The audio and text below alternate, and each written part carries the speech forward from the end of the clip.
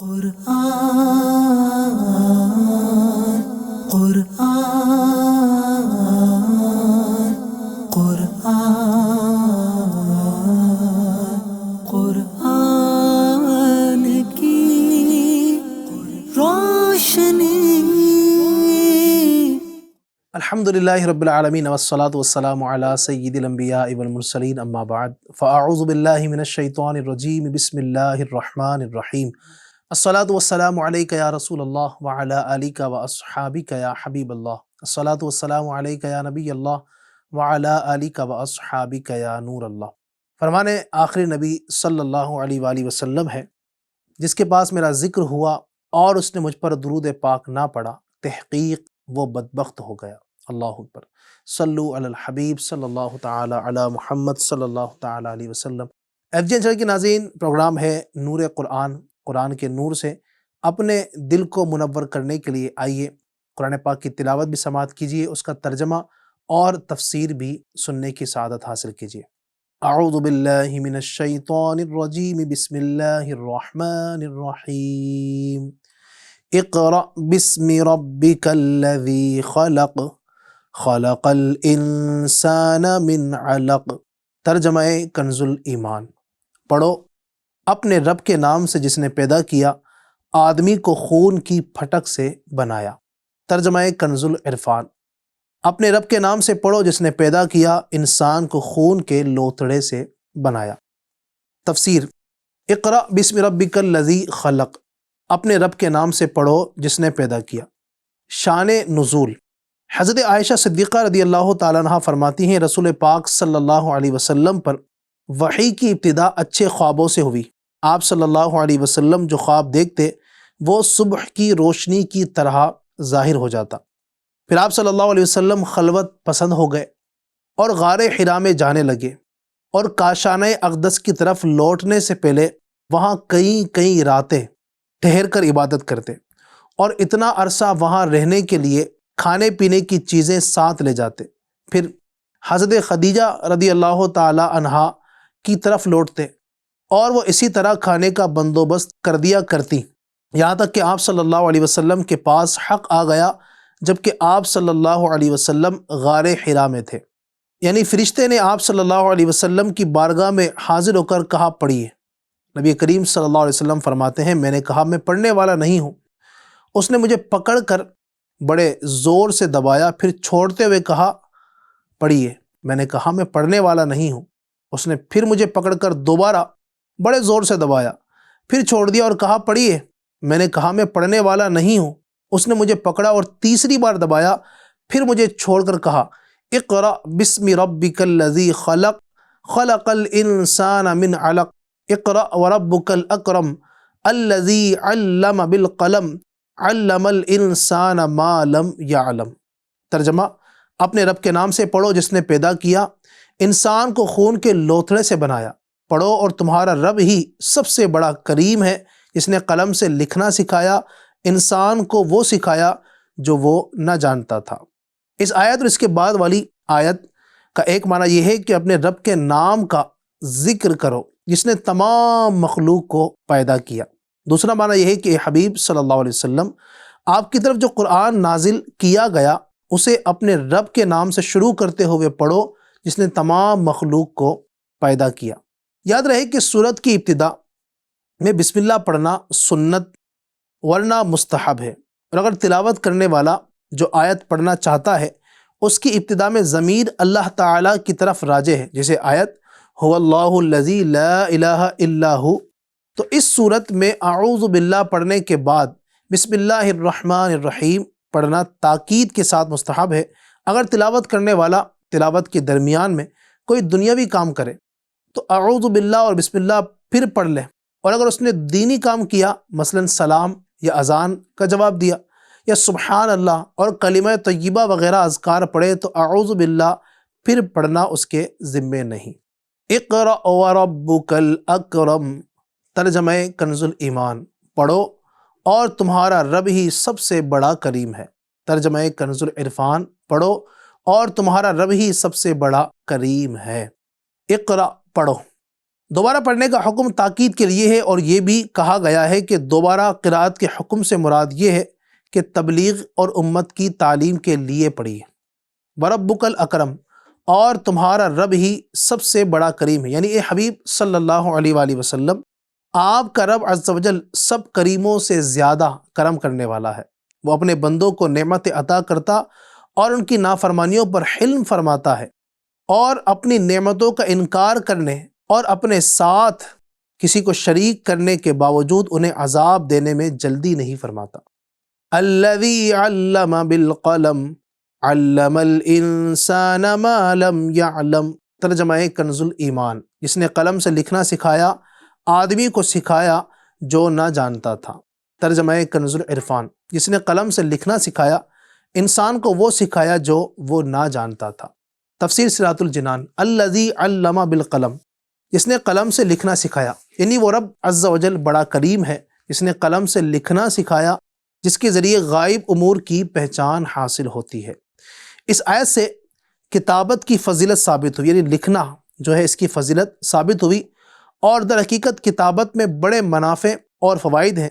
کتابت ہی سے علوم ضبط میں آتے ہیں، گزرے ہوئے لوگوں کی خبریں، ان کے احوال اور ان کے کلام محفوظ رہتے ہیں۔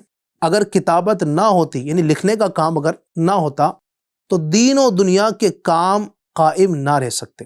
حضرت عبداللہ بن عمر رضی اللہ تعالی عنہما فرماتے ہیں، رسول کریم رؤوف الرحیم صلی اللہ علیہ وآلہ وسلم نے ارشاد فرمایا، علم کو قید کر لو۔ میں نے عرض کی اسے قید کرنا کیا ہے؟ ارشاد فرمایا، علم کو لکھ لینا اسے قید کرنا ہے۔ علم الانسان ما لم يعلم، انسان کو وہ سکھایا جو وہ نہ جانتا تھا۔ ایک قول یہ ہے کہ یہاں انسان سے حضرت آدم علیہ السلام مراد ہیں، اور جو انہیں سکھایا اس سے مراد اشیاء کے ناموں کا علم ہے، جیسا کہ دوسرے مقام پر اللہ تبارک و تعالی نے ارشاد فرمایا، وَعَلَّمَ آدَمَ الْأَسْمَاءَ كُلَّهَا، ترجمہ، اور اللہ نے آدم کو تمام اشیاء کے نام سکھا دیے۔ اور ایک قول یہ ہے کہ یہاں انسان سے حضور پر نور صلی اللہ علیہ وآلہ وسلم کی ذات مراد ہے کہ انہیں اللہ تبارک و تعالی نے تمام چیزوں کے علوم عطا فرمائے، جیسا کہ ایک اور مقام پر نبی کریم صلی اللہ علیہ وسلم کے بارے میں اللہ کریم ارشاد فرماتا ہے، ترجمہ، اور آپ کو وہ سب کچھ سکھا دیا جو آپ نہ جانتے تھے، اور آپ پر اللہ کا فضل بہت بڑا ہے۔ سبحان اللہ، سبحان اللہ۔ اللہ تبارک و تعالی ان تمام آیتوں کی برکتیں ہم سب کو لوٹنے کی توفیق عطا فرمائے۔ فرمان مصطفیٰ صلی اللہ علیہ وآلہ وسلم ہے، جس کے پاس میرا ذکر ہو اور وہ مجھ پر درود شریف نہ پڑھے تو وہ لوگوں میں سے کنجوس ترین شخص ہیں۔ صلو علی الحبیب صلی اللہ تعالی علی محمد صلی اللہ علیہ وسلم۔ دعوت اسلامی کے اشاعتی ادارے مکتبۃ المدینہ کا 32 صفحات پر مشتمل ایک رسالہ ہے، اس کا نام ہے کفن چوروں کے انکشافات۔ اس رسالے میں یہ بات لکھی ہوئی ہے کہ ایک بار خلیفہ عبد الملک کے پاس ایک شخص گھبرایا ہوا حاضر ہوا اور کہنے لگا، علی جا، میں بے حد گنہگار ہوں اور جاننا چاہتا ہوں کہ کیا میرے لیے معافی ہے یا نہیں۔ خلیفہ نے کہا کہ تیرا گناہ کیا زمین و آسمان سے بھی بڑا ہے؟ اس نے کہا ہاں۔ خلیفہ نے پوچھا، کیا تیرا گناہ لوح و قلم سے بھی بڑا ہے؟ اس نے کہا جی ہاں۔ پوچھا، کیا تیرا گناہ عرش و کرسی سے بھی بڑا ہے؟ اس نے جواب دیا جی ہاں۔ خلیفہ نے کہا، بھائی یقیناً تیرا گناہ اللہ پاک کی رحمت سے تو بڑا نہیں ہو سکتا۔ یہ سن کر اس کے سینے میں تھما ہوا طوفان آنکھوں کے ذریعے امنڈ آیا اور وہ دہاڑے مار مار کر رونے لگا۔ خلیفہ نے کہا، بھائی آخر پتا بھی تو چلے کہ تمہارا گناہ کیا ہے۔ اس پر اس نے کہا، حضور مجھے آپ کو بتاتے ہوئے بے حد ندامت اور شرم محسوس ہو رہی ہے، تاہم عرض کیے دیتا ہوں شاید میری توبہ کی کوئی صورت نکل آئے۔ یہ کہہ کر اس نے اپنی داستان وحشت نشان سنانی شروع کی۔ کہنے لگا، علی جا، میں ایک کفن چور ہوں۔ آج رات میں نے 5 قبروں سے عبرت حاصل کی اور توبہ پر آمادہ ہوا۔ پھر اس نے 5 قبروں کے عبرتناک احوال سنانے شروع کیے۔ ایک قبر کا حال سناتے ہوئے اس نے کہا، کفن چرانے کی غرض سے میں نے جب دوسری قبر کھودی تو ایک دل دہلا دینے والا اور دل ہلا دینے والا منظر میری آنکھوں کے سامنے تھا۔ کیا دیکھتا ہوں کہ مردے کا منہ خنزیر جیسا ہو چکا ہے اور وہ طوق اور زنجیر میں جکڑا ہوا ہے۔ غیب سے آواز آئی، یہ جھوٹی قسمیں کھاتا اور حرام روزی کماتا تھا۔ اللہ اکبر۔ خاتم المرسلین رحمت للعالمین صلی اللہ علیہ وآلہ وسلم کا فرمان عبرت نشان ہے، جو شخص قسم کھائے اور اس میں مچھر کے پر کے برابر جھوٹ ملا دے۔ بڑی توجہ کے ساتھ سننے والی حدیث پاک ہے۔ جو لوگ بات بات پر جھوٹی قسمیں کھاتے ہیں، اس حدیث پاک کو توجہ کے ساتھ سنیں۔ میرے آقا صلی اللہ علیہ وآلہ وسلم فرما رہے ہیں کہ جو بندہ قسم کھائے اور اس میں مچھر کے پر کے برابر جھوٹ ملا دے تو وہ قسم قیامت تک اس کے دل پر سیاہ نقطہ بن جائے گی۔ اللہ اکبر۔ پیارے پیارے اسلامی بھائیوں اور FGN چینل کے ناظرین، لرز اٹھیے، کانپ جائیے۔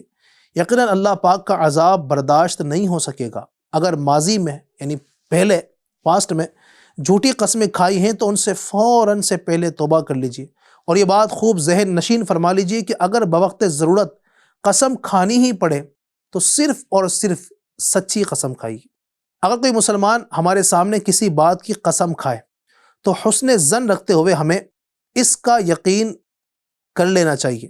امام شرف الدین نووی رحمۃ اللہ تعالی علیہ فرماتے ہیں کہ مسلمان بھائی کی قسم کا اعتبار کرنا اور اس کو پورا کرنا مستحب ہے، بشرطے کہ اس میں فتنے وغیرہ کا امکان نہ ہو۔ حضرت ابو ہریرہ رضی اللہ تعالیٰ عنہ فرماتے ہیں، اللہ پاک کے محبوب دانائے غیوب منزہ عن العیوب صلی اللہ علیہ وآلہ وسلم کا فرمان عالی شان ہے، حضرت عیسیٰ ابن مریم نے ایک شخص کو چوری کرتے دیکھا، اللہ اکبر، تو اس سے فرمایا تو نے چوری کی؟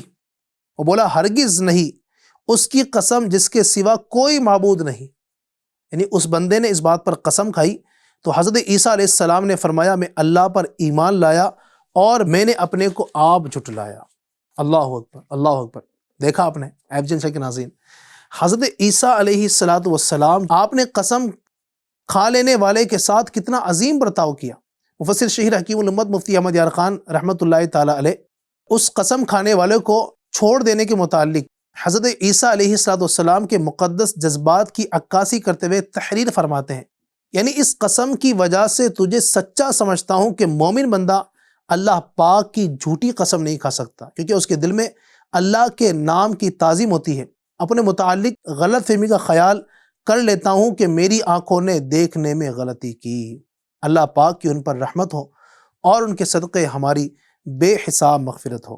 قرآن کریم کی قسم کھانا یہ بھی قسم ہے۔ کئی جگہ لوگ قرآن کریم کی قسم کھاتے ہیں، تو قرآن کریم کی قسم کھانا قسم ہے، البتہ صرف قرآن کریم اٹھا کر یا بیچ میں رکھ کر یا اس پر ہاتھ رکھ کر کوئی بات کرنا یہ قسم نہیں۔ فتاوی رضویہ جلد 13 پیج نمبر 574 پر ہے، جھوٹی بات پر قرآن مجید کی قسم اٹھانا سخت عظیم گناہ کبیرہ ہے، اور سچی بات پر قرآن عظیم کی قسم کھانے میں حرج نہیں، اور ضرورت ہو تو اٹھا بھی سکتا ہے، مگر یہ قسم کو بہت سخت کرتا ہے، بلا ضرورت خاصہ نہ چاہیے۔ نیز صفحہ نمبر 575 پر ہے، ہاں مصحف یعنی قرآن شریف ہاتھ میں لے کر یا اس پر ہاتھ رکھ کر کوئی بات کہنی اگر لفظاً حلف و قسم کے ساتھ نہ ہو، حلف شرعی نہ ہوگا۔ یعنی قرآن کریم کو صرف اٹھانے یا اس پر ہاتھ رکھنے یا اسے بیچ میں رکھنے کو شرعاً قسم قرار نہ دیا جائے گا۔ مثلاً کہے کہ میں قرآن کریم پر ہاتھ رکھ کر کہتا ہوں کہ ایسا کروں گا، اور پھر نہ کیا تو چونکہ قسم ہی نہیں ہوئی تھی اس لیے کفارہ نہ آئے گا۔ یعنی بعض لوگ ہوتا ہے نا کہ قرآن کریم پر صرف ہاتھ رکھ لیتے ہیں، قرآن کریم پر ہاتھ رکھ کر میں کہہ رہا ہوں، ٹھیک ہے، یہ قرآن کریم کو ہاتھ میں اٹھا کر کہتے ہیں کہ قرآن کریم کو ہاتھ میں اٹھا کر کہہ رہا ہوں، تو یہ قسم نہیں ہے۔ ہاں قرآن کریم کی قسم کھائے کہ میں قرآن کریم کی قسم کھا کر یہ بات کہتا ہوں، یعنی قسم کا لفظ وہاں پر اگر آ گیا، قرآن کریم کی میں قسم کھاتا ہوں، یوں اگر کسی نے کہا تو قسم ہوگی۔ صرف ہاتھ رکھ لے یا صرف ہاتھ میں اٹھانے سے یہ قسم نہیں ہوگی۔ اللہ تبارک و تعالی ہم سب کو جھوٹی قسموں سے بچائے، اور سچی قسمیں بھی کوشش یہ کی جائے کہ نہ کھائی جائے۔ سچی قسم بھی بہت ضرورت اگر کہیں پڑتی ہے تو قسم کھانے کی اجازت ہے، لیکن وہ بھی صرف سچی قسم کھانے کی اجازت ہے۔ اللہ تبارک و تعالی ہم سب کو ان باتوں پر عمل کرنے کی توفیق عطا فرمائے، آمین، بجاہ النبی الامین صلی اللہ علیہ وآلہ وسلم۔ یا الہی رحم فرما مصطفیٰ کے واسطے، یا رسول اللہ کرم کیجے خدا کے واسطے، مشکلیں حل کر شہ مشکل کشا کے واسطے، کربلائے رد شہید کربلا کے واسطے، سید سجاد کے صدقے میں ساجد رکھ مجھے، علم حق دے باقر علم خدا کے واسطے، صدق صادق کا تصدق صادق الاسلام کر، بے غضب راضی ہو کاظم اور رضا کے واسطے، مہر معروف و سری معروف دے بے خود سری، جند حق میں گن جنید باصفا کے واسطے، بہر شبلی شیر حق دنیا کے کتوں سے بچا، ایک کارک عبد واحد بیریا کے واسطے، بلفرح کا صدقہ کر غم کو فرح دے حسن و سعاد، بلحسن اور بو سعید سعد زا کے واسطے، قادری کر قادری رکھ قادریوں میں اٹھا، قدر عبد القادر قدرت نما کے واسطے، احسن اللہ لہم رزقا سے دے رزق حسن، بندہ رزاق تاج الاصفیاء کے واسطے، نصر بھی صالح کا صدقہ صالح و منصور رکھ دے، حیات دین محیے جا فضا کے واسطے، طور عرفان و علو و حمد و حسنہ و بہا دے، علی موسیٰ حسن احمد بہا کے واسطے، بہر ابراہیم مجھ پر نار غم گلزار کر، بھیک دے داتا بھکاری بادشاہ کے واسطے، خانہ دل کو ضیا دے روح ایمان کو جمال، شاہ ضیا مولا جمال الاولیاء کے واسطے، دے محمد کے لیے روزی کا رحمت کے لیے، خان فضل اللہ سے حصہ گدا کے واسطے، دین و دنیا کے مجھے برکات دے برکات سے، عشق حق دے عشق عشق انتما کے واسطے، حب اہل بیت دے آل محمد کے لیے، کر شہید عشق حمزہ پیشوا کے واسطے، دل کو اچھا تن کو ستھرا جان کو پر نور کر، اچھے پیارے شمس دی بدر العلا کے واسطے، دو جہاں میں خادم آل رسول اللہ کر، حضرت آل رسول مقتدی کے واسطے، کر عطا احمد رضائے احمد مرسل مجھے، میرے مولا حضرت احمد رضا کے واسطے، پرزیا کر میرا چہرہ حشر میں اے کبریا، شاہ ضیاء الدین پیر باصفا کے واسطے، احینا فی الدین والدنیا سلام بالسلام، قادری عبد السلام خوش ادا کے واسطے، عشق احمد میں عطا کر چشم تر سوزے جگر، یا خدا الیاس کو احمد رضا کے واسطے، صدقہ ان اعیا کا دے چھے عین عز علم و عمل، عفو عرفا عافیت اس بے نوا کے واسطے۔ یا اللہ پاک ان مشایخ کرام کی برکت سے ہم سب کا سینہ مدینہ بنا، ہمارے تمام صغیرہ کبیرہ گناہوں کو معاف فرما، آمین بجاہ النبی الامین صلی اللہ تعالی علیہ وسلم برحمتک یا ارحم الراحمین۔ قرآن